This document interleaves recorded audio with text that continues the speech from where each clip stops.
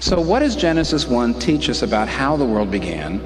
But most important, what does it teach us about why the world began?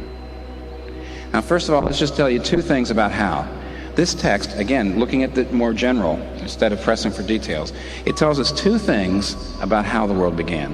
And it's very important. First, it says, God began the world.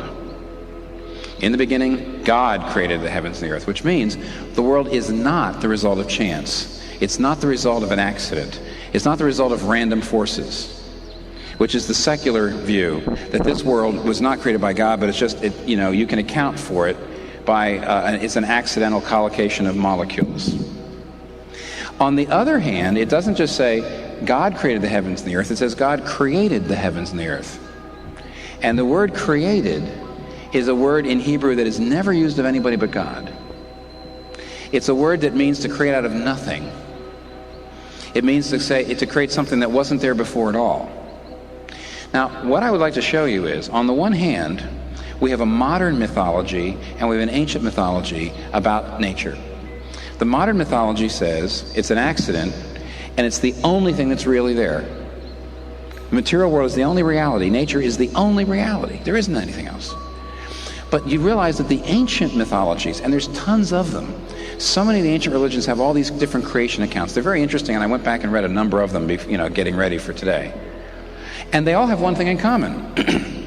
The world is never created out of nothing, ever.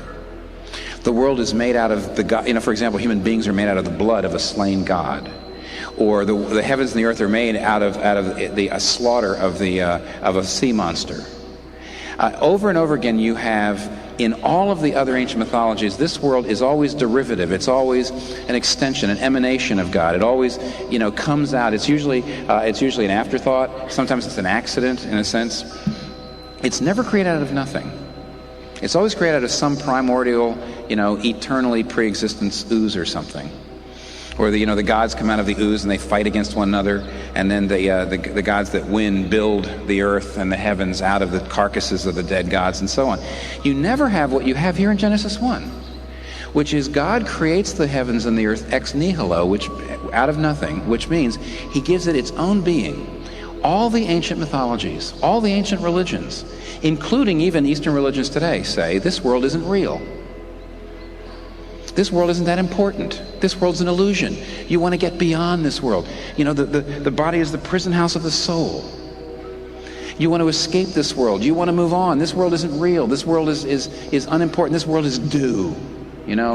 This world is just a dewdrop, and eventually we get beyond all this. Now, do you see how different this is?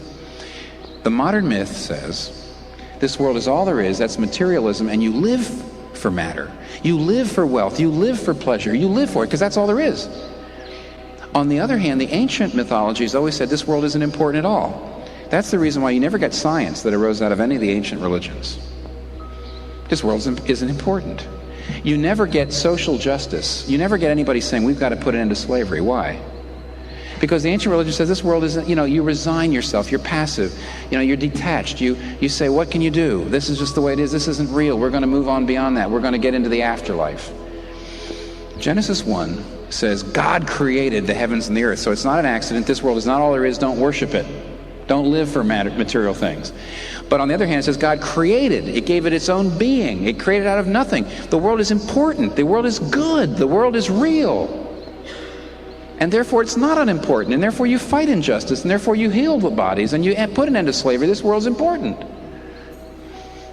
Genesis 1 stands against both of those mythologies because it says how the world began. It began by God, and it began by God out of nothing.